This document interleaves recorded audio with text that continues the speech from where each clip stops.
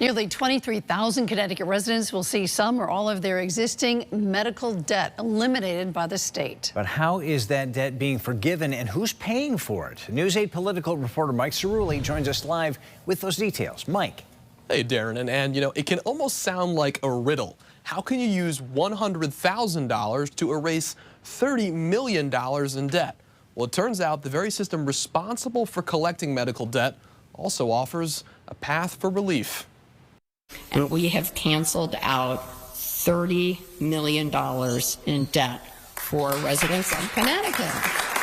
Call it an early Christmas gift of sorts. The state of Connecticut is using $6.5 million of remaining federal pandemic relief funds to buy up medical debt for pennies on the dollar and then cancel it. The first round of medical debt forgiveness begins this month.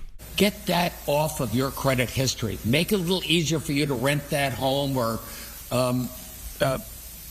be able to, buy a car. Those are the type of things to clean up your record and make it easier for you to get about your life in a more affordable way. So how is the state able to buy debt for pennies on the dollar? Believe it or not, there is actually a private market for patient debt. The state bought up a batch of debt belonging to low-income patients, those least able to pay, and therefore the cheapest type to buy.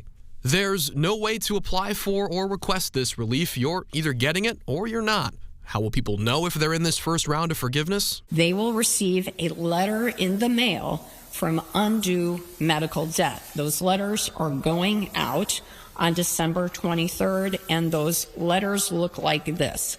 A top legislative Republican agreed with the intent of medical debt forgiveness, contrasting it with other debt forgiveness that some Democrats have backed. To forgive somebody's medical debt is certainly a lot more acceptable to someone like me than it would be for student loan debt. It does beg a bigger question of why is it so expensive? Why isn't insurance covering all this stuff? And what is fundamentally wrong with our health system that we can't all afford to use it? And as for that larger question of broad public frustration with the healthcare system, the governor said he shares the public's frustration. As for more solutions on that front, aside from today's announcement, the governor really told us to stay tuned. Live in the newsroom tonight, I'm Mike Cerulli, News 8.